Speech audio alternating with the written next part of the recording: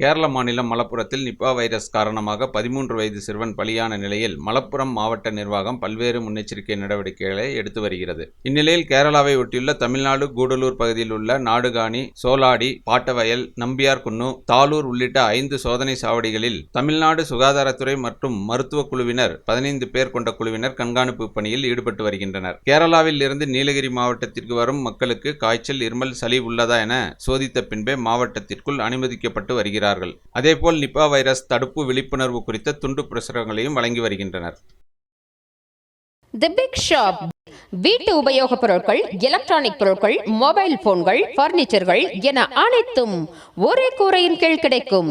Bajaj finance வசதி உண்டு. A shop where your shopping never ends.